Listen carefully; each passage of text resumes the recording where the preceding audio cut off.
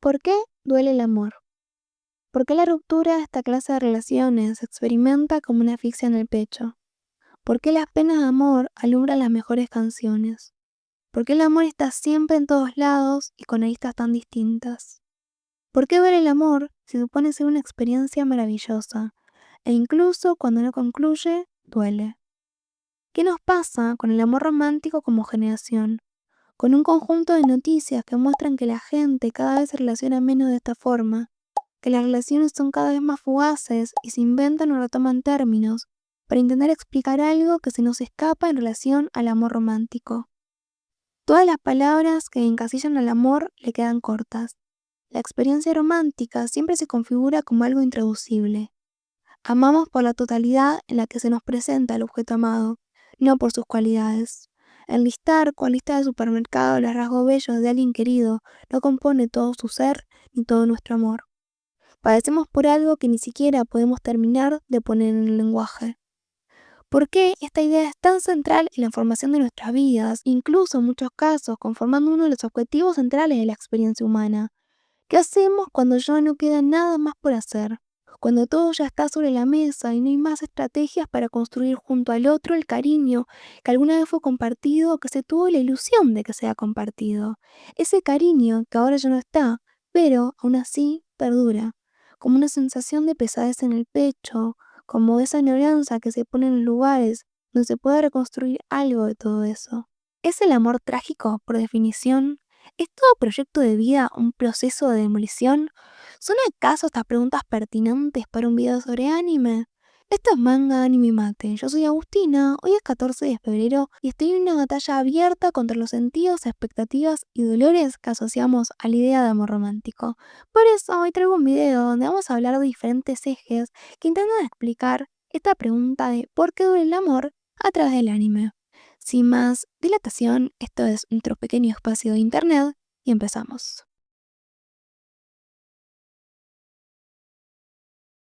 ¿Por qué duele el amor? 1. El desencuentro.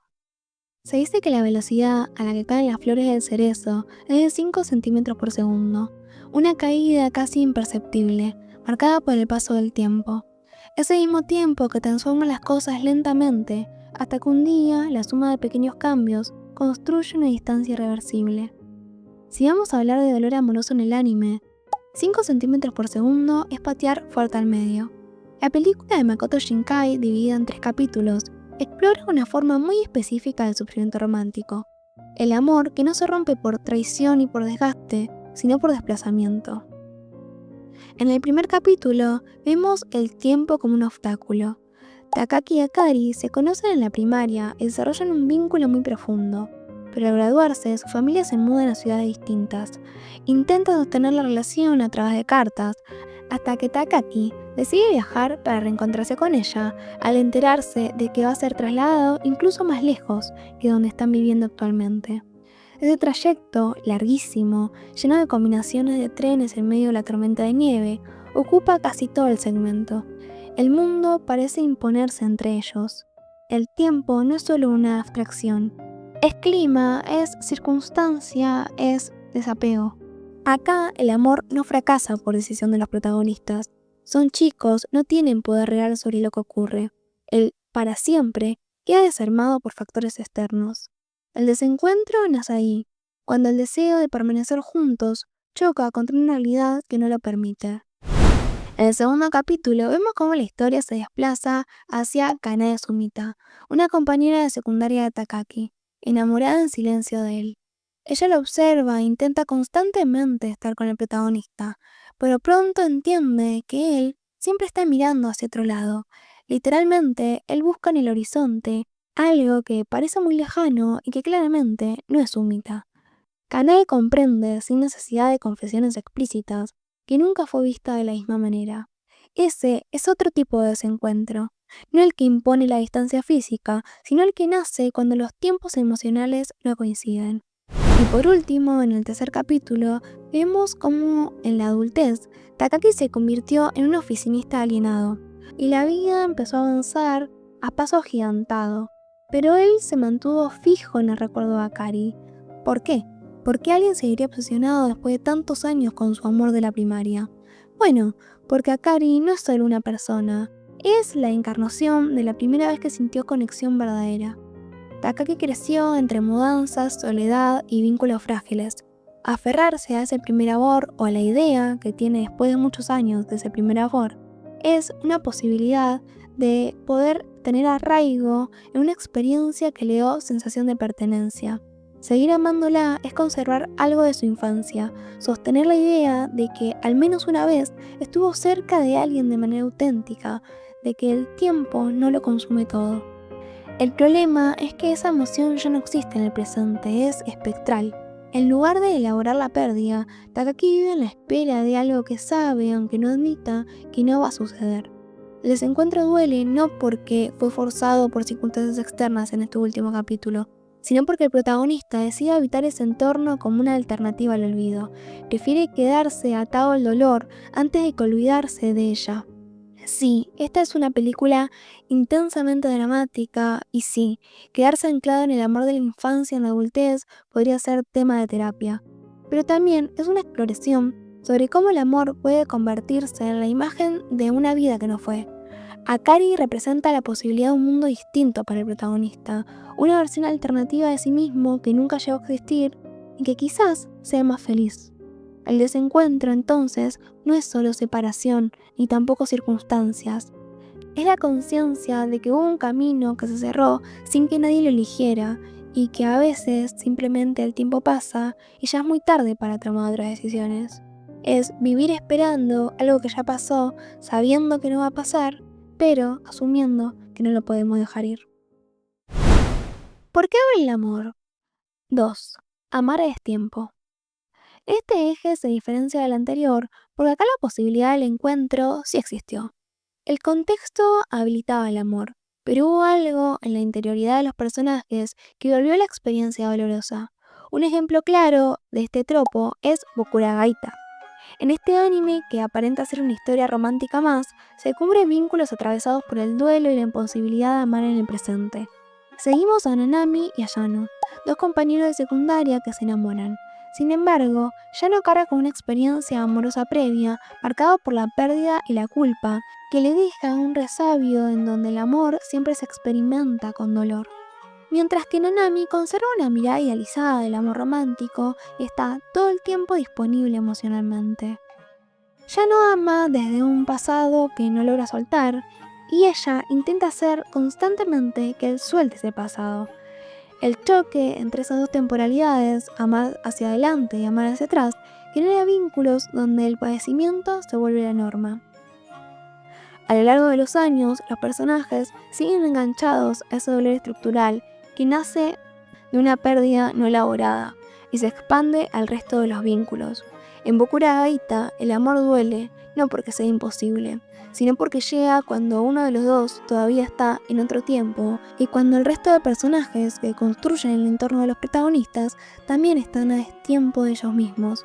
Hay una constante confusión incluso de relaciones que termina siendo muy dolorosa para todos.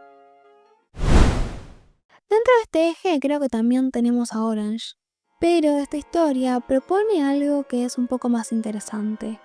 El amor duele no por llegar tarde, sino por cargarse con una función imposible.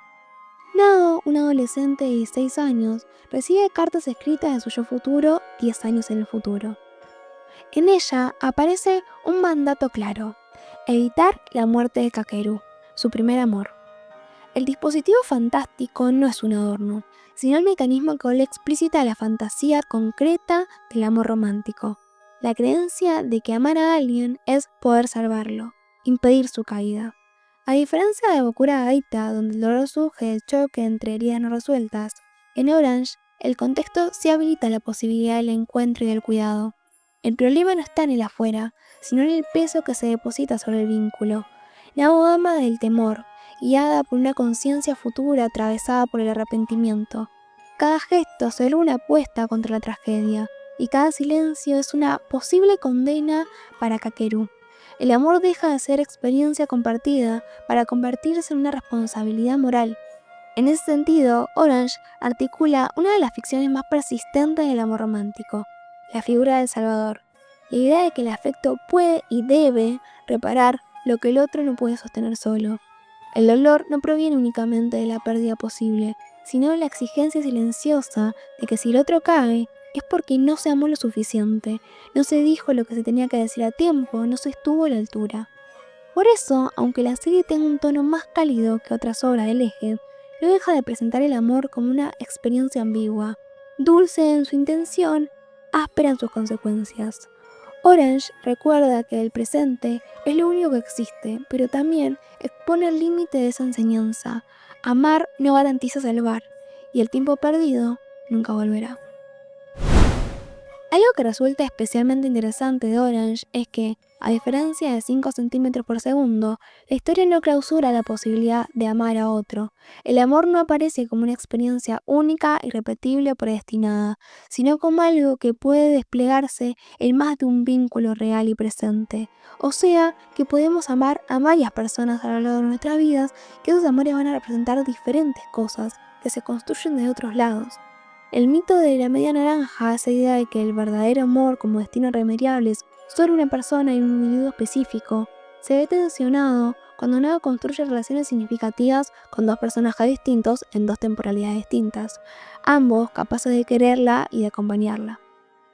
En ese sentido, Orange desarma cierta lógica fatalista. No hay amor escrito de antemano ni una promesa trascendental que ordene el relato. Incluso el dispositivo de las cartas del futuro no opera como destino, sino como advertencia. El futuro no impone, apenas sugiere, y nada de lo que se puede hacer en el presente va a cambiar ese futuro que ya amó. La elección sigue estando en el presente y en los vínculos que deciden cuidar. Esta flexibilidad en la construcción del amor vuelve a la obra menos cínica que otras historias del eje. El dolor existe, pero no se presenta como una condena inevitable, ni como el precio necesario para que el amor sea auténtico. Orange permite pensar que amar puede doler, sí, pero también que no todo amor está destinado a romper, y que el afecto puede ser una experiencia abierta, múltiple y no trágica por definición, aunque sea dolorosa. Otras dos historias donde el tiempo y el amor juegan un papel fundamental y trágico son Quiero comer tu páncreas y Una voz silenciosa. En la primera, el paso de tiempo funciona como un contador de vida que pone en tensión cada gesto afectivo. El amor se construye bajo la conciencia permanente de la pérdida inminente, lo que vuelve cada encuentro urgente, frágil y un poco doloroso. Por otro lado, en Una voz silenciosa, el eje no es el tiempo que se agota, sino el pasado que pesa. La historia se abre desde la culpa y la imposibilidad de deshacer el daño ya causado. El amor, entendido más como vínculo y cuidado, que como romance idealizado, no aparece como una solución total, sino como una forma de recompensar algo de lo roto. No sana por completo, pero permite avanzar con menos peso. Yo profundizo más en estas obras porque el patrón ya está planteado y momento de pasar al siguiente eje. Si esta resumen les está gustando, les pido que se suscriban, le den like y comenten. Muchas gracias por ver hasta acá. El amor duele porque implica pérdida. En este eje también podrían entrar Orange o Quiero comer tu páncreas, pero la diferencia está en que en esas historias hay una advertencia en relación a que queda poco tiempo para que el amor se pueda consumar. En cambio, en estas, la pérdida aparece como algo irremediable y de sorpresa. ¿Qué hacer cuando se pierde de forma definitiva a la persona amada de un día para otro? Los lugares más comunes de este eje son Shigatsu wa Kimi no Uso, Clannad y Anohana. Tengo un video muy malo sobre Anohana que quedó colgado porque me costó muchísimo hacerlo. Si quieren sufrir conmigo, pueden ir a verlo. Creo que tiene un par de textos interesantes sobre el duelo. Pero como hay mucho para decir sobre estas series en un video específico, prefiero detenerme en una obra que desplaza el eje romántico hacia otro lugar, en este rincón del mundo. Esta es una película ambientada en Japón durante la Segunda Guerra Mundial, donde seguimos a Suzu, una chica de poco más de 20 años, soñadora que disfruta de pintar y lo hace muy bien. Una tarde, un joven de una ciudad cercana le propone matrimonio y ella acepta. No porque esté enamorada, ni siquiera conoce al chico, sino que no tiene elección. El matrimonio aparece desde el inicio como un deber social, no como un deseo.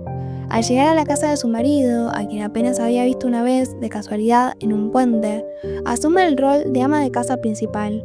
Cocina, limpia, administra recursos escasos en un contexto de guerra. La película es visualmente hermosa, pero mientras el mundo arde, la protagonista parece detenerse, literalmente. Acá, el amor romántico no es una promesa de plenitud, es estructura social, y que sí, permite que el cariño se empiece a gestar y empiece a germinar, pero es más una obligación. Es como un contrato que se cumple y que quizás termine en algo romántico del cuidado y el afecto, y quizás simplemente sea que sos una trabajadora dentro de la familia de tu marido. La dimensión práctica del vínculo pesa más que la emocional, y cuando lo emocional intenta aparecer, lo hace mediado por celos, por las obligaciones, por la guerra y por la supervivencia. Esta película es muy cruda, pero no es cruda a lo golpe bajo como La tumba de Luciana. Es cruda porque vamos viendo cómo la guerra va deteriorando el día a día de esta familia, cómo pasan de tener cierta cantidad de comida a tener otra cierta cantidad de comida, a después literalmente dejar de tener, cómo el deterioro no solo nos afecta a ellos, sino a toda la ciudad y a las diferentes familias que vamos viendo, diferentes personajes de la película. Es una peli que está muy bien construida, en donde vemos cómo la guerra lo arrasa todo, cómo la violencia termina destruyendo todo posible germen de amor. El sentido del amor en esta película duele porque se construye de la obligación, la ausencia, la pérdida constante, el abandono de las propias pasiones, la violencia histórica que calcina todo. Amar en contexto de guerra, amar mientras todo se pierde, amar sabiendo que el mundo no está hecho para sostener la intimidad. Hay ejemplos que dialogan más directamente con la gramática romántica del anime, con enredos, confesiones, tensión emocional, que te agarro de la manito, que te mira a los ojos. Pero esta historia me interesa porque parte de una unión romántica y sin embargo la vacía de idealización, la sitúa en la guerra, en la escasez, en los mandatos sociales. Pregunta, ¿qué significa amar cuando amar no es una elección? ¿Qué otros ejemplos tienen de este eje que quizás sí se pueden asociar a historias más clásicas de amor como Clannad, Shigatsu, etc.? Déjenme en los comentarios, por favor. ¿Por qué duele el amor? 4. El amor duele porque no es amor. El amor es la supervivencia del yo a través de la alteridad del yo. Y por eso, el amor implica el impulso de proteger, de nutrir, de dar refugio, y también de acariciar y mimar, o de proteger celosamente, cercar, encarcelar.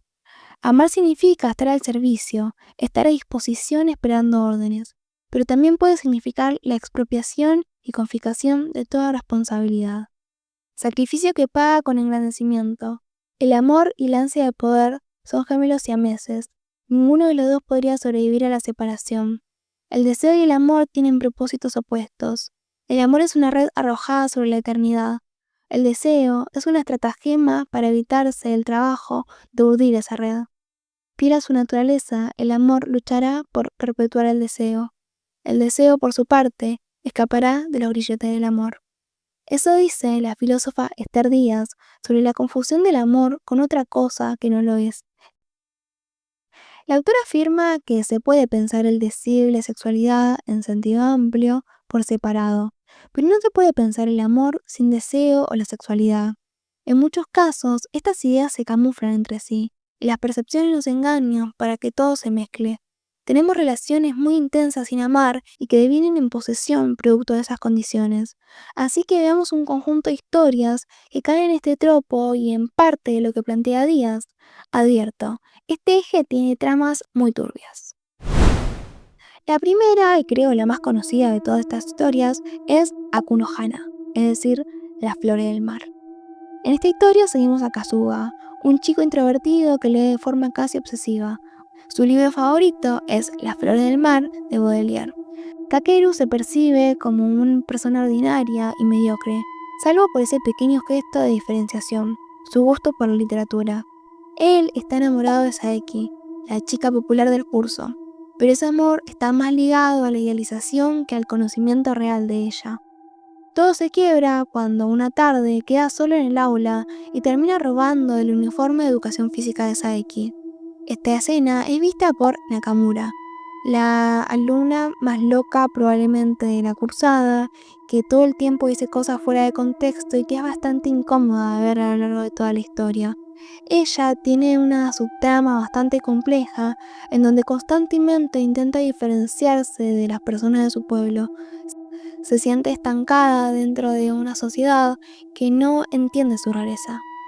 A partir de ahí se configura un triángulo asfixiante entre Nakamura, Kakeru y Saeki, donde el afecto se confunde constantemente con humillación, con complicidad forzada y con exhibición de lo más bajo.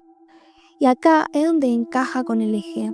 En Aku no Hana no hay amor, hay deseo desbordado, necesidad de ser visto, pulsión de destruir la normalidad. Kasuga no ama a Saeki, la proyecta. Nakamura no ama a Kasuga, lo usa como un espejo de su propio rechazo al mundo.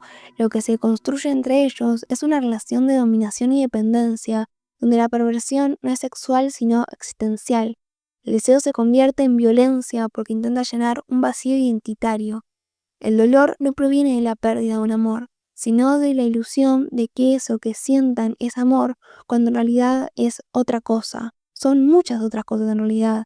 Es poder, fascinación por la transgresión, miedo a la mediocridad. Las personas rotas no pueden amar de forma sana y esta serie lo demuestra. Y a veces lo único que se puede hacer, como diría la grandiosa Rosario Blefari, es partir y renunciar. Aprender que estas experiencias extrañísimas donde las cosas parecen presentarse con la apariencia del amor y te das cuenta que son otra cosa, únicamente tienen como objetivo la renuncia, para sanar lo que se pueda y construir un amor no del dolor y el rencor contra el mundo, sino a partir de la ternura. Aku no Hana es un manga increíble que aborda esta idea del amor romántico a partir de una mirada recontra oscura, pero que esa oscuridad pretende tener una búsqueda existencial, pretende intentar determinar de una forma muy siniestra que en parte no comparto, parte de lo que es la experiencia humana. Todo lo contrario de lo que pasa en otra historia que desplaza amor por deseo, que se llama Kusu no Honkai. En este anime seguimos a Hanabi y a Mugi. Ella está enamorada de su profesor Narumi, a quien llama hermano porque fue su vecino y figura cercana desde la infancia. Por otro lado, tenemos a Mugi, que está enamorado de Akane, su ex tutora, ahora profesora del colegio. Hanabi y Mugi, en vez de ser personas más o menos racionales que dicen, che, capaz que no pinta salir con gente que es más adulta que uno porque hay una diferencia de edad y de poder y qué sé yo, o de, no sé, confesarse y que los adultos le rompan el corazón, de tener una salida un poco más sana, terminan poniéndose en pareja entre sí porque se dan cuenta que ambos tienen el mismo deseo hacia sus profesores y que ninguno es correspondido en la forma que espera. Esto termina siendo que, a los ojos de la escuela, Hanabi y Mugi sean la pareja soñada y esa que todos desean aspirar, pero que en realidad, en la intimidad, termine siendo una relación basada en la ausencia. Se convierte en una pareja adolescente porque comparte el mismo vacío. Ambos desean a alguien que no pueden tener. Por fuera parece una relación perfecta, por dentro son dos personas que se usan mutuamente como sustitutos. El anime dobla y redobla estos lazos. Noriko ama a Mugi, Echan ama a Hanabi, Narumi ama a Akane, Akane no ama a nadie, disfruta de ser el centro del deseo ajeno a ella nada más. Más que un triángulo amoroso es una red de deseos desplazados, donde cada uno apunta hacia alguien que no lo ve del mismo modo. ¿Y cómo se tramita todo este enredo emocional en la serie? A través del cuerpo. La serie está cargada de contenido sexual, tanto explícito como implícito, pero muchas veces sin erotismo real. Lo físico funciona como vía de escape a lo no dicho. No hay encuentro verdadero, hay sustitución, un cacho de carne por otro. El deseo se sacia momentáneamente con un objeto que no es el verdadero objeto del afecto. Ahí encaja perfecto con el eje. En caso no Honkai, el dolor no proviene de amar demasiado, sino de confundir intensidad con amor, de creer que la cercanía física puede llenar una carencia emocional. Es un coming of age oscuro, donde los personajes, con el tiempo, empiezan a entender que lo que los unía no era amor sino necesidad e incluso ciertas pulsiones oscuras. A diferencia de las flores del mal, que se hunden en una espiral casi performática del dramatismo, Kusuno Hontai intenta sostener un tono adulto en una mirada sobre el deseo. O sea, Kusuno Hontai es más verosímil, si quiere, con el mundo real. A veces lo logra, otras se vuelve reiterativa. Pero su aporte al eje es claro, no todo lo que duele en una relación es amor. a veces es simplemente deseo mal dirigido. Algo similar, aunque de otro lugar mucho más contenido, ocurre en Koi wa Amegari no Shou ni o After Rain. Akira Tachibana es una estudiante que queda desorientada tras una lesión que frustra su carrera en atletismo. Ella se enamora de su jefe, un hombre divorciado, mayor, algo apagado en la vida. La premisa es incómoda y todo lo que involucra amplia diferencia de edad a mí mucho no me gusta. Sin embargo, a diferencia de otras historias, acá no hay consumación amorosa. El vínculo se mantiene en una tensión contenida donde el afecto funciona más como un espejo que como un romance. Y ahí encaja en este eje, porque lo que aparece como amor termina siendo otra cosa. En Akira hay admiración, refugio y proyección, en él hay ternura y reconocimiento, pero no es deseo. No se trata de una historia de amor prohibido, sino de dos personas heridas que, al encontrarse, recuperan el impulso de volver a desear sus propios sueños. Es una contracara un poco más linda de todo este conjunto de historias oscuras. El dolor no nace de una pasión frustrada, sino de la confusión inicial entre necesidad y amor. Cuando esa confusión se despeja, la historia deja de ser romántica y se vuelve una búsqueda de sus pasiones perdidas. De todas formas, es una serie que me hace sentir incómoda porque hay secuencias en clave romántica que ocurren y el cuerpo ahí me responde con incomodidad, pero bueno, si a vos no te pasa esto, es una alta recomendación. ¿Por qué duele el amor? 5. El amor duele porque vivimos en una sociedad. ¿Quién puede dar una definición sobre el amor que abarque su inmensidad? Bueno, quizás esta modesta creadora de contenido con sus textos a la mano voy a intentar aproximar cierta definición que acompañe esta parte del video. En primer lugar, tal como planteé con el texto de Díaz en el título, el amor romántico está condicionado por el contexto. Leemos amor romántico en gestos que sabemos dialogan por él. Por ejemplo, el 14 de febrero. Es una fecha que en el medioevo ni existía e incluso antes en Latinoamérica ni siquiera era tan relevante. Por lo menos en Argentina. Según la socióloga Eva Illich, en La utopía del amor y en Por qué duele el amor, el amor romántico tal y como lo conocemos es un invento que surge en el capitalismo a partir de que las sociedades comienzan a poner el foco en el individuo y no tanto en los colectivos. Los lazos sociales empiezan a traccionarse y a romperse. Esto transformó la manera de construir relaciones sexuales y afectivas. Antes, la familia y el círculo de pertenencia tenían un impacto mayor en la elección de él o la pretendiente, pero con la modernidad y la caída de las instituciones como la familia y la iglesia, el proceso de elección amoroso se convirtió en algo aparentemente subjetivo. Yo elijo a ese otro en un estado de completa libertad y hay algo de esa elección que responde a cierta lógica del mercado.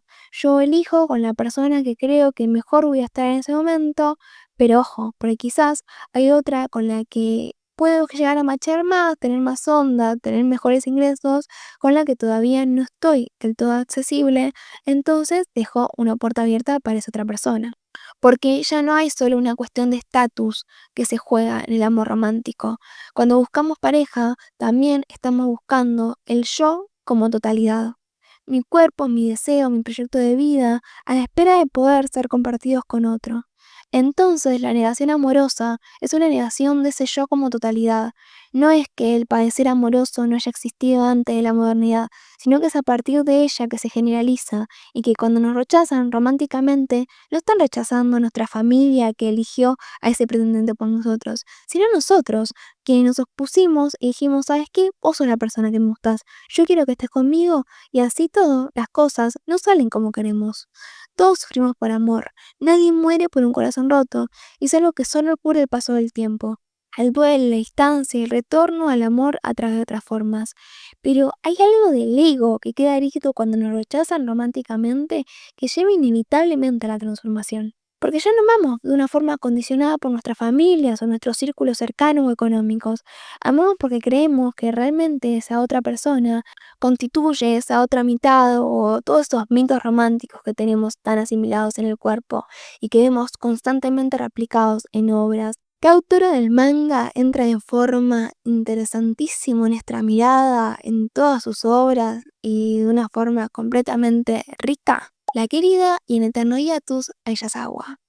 En Nana y Paradise Kiss se construyen protagonistas donde el mercado laboral y el mercado afectivo están profundamente entrelazados. No hay una frontera clara entre carrera, éxito, deseo y amor. Todo está mezclado, la ambición, la traición, la necesidad de reconocimiento, el miedo al abandono.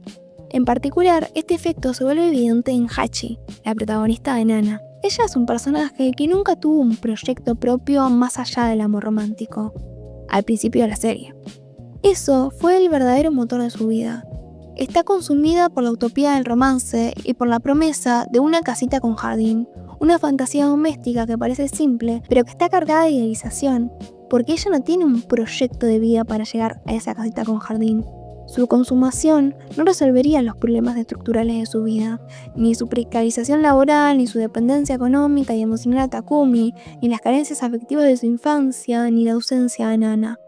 Pero esa casita con jardín funciona como un horizonte, como algo a lo que puede aspirar por lo menos en el terreno de la fantasía, que va a intentar materializar de mil y una formas a lo largo de la serie, incluso el que el personaje sufra los estragos de una sociedad que constantemente la lleva a tomar malas decisiones. Ahí es donde la lectura de Bauman sobre el amor líquido empieza a dialogar con la serie. En la modernidad tardía, los vínculos son frágiles, inestables, siempre bajo la amenaza de ruptura.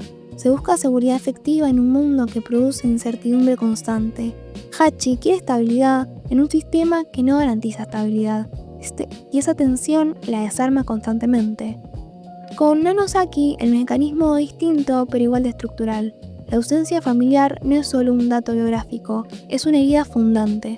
Su necesidad de fidelidad, de permanencia, de no ser abandonado otra vez, la lleva a aferrarse a Ren en una dinámica que roza la dependencia, si no es que se sumerge en ella en absoluto.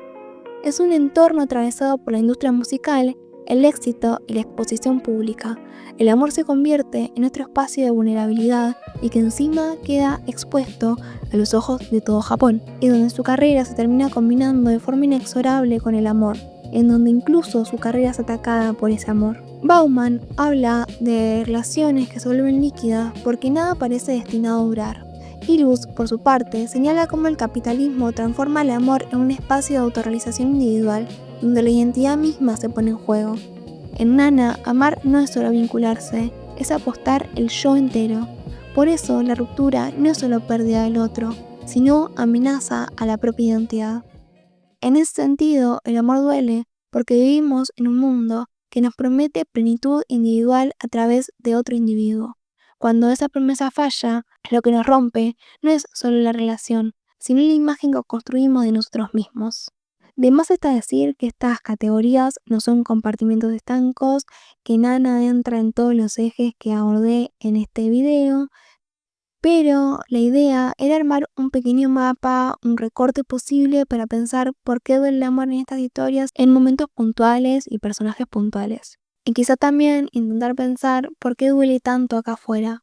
Después de todo, el mundo es de inspiración tantálica y hay que hacer lo que se puede.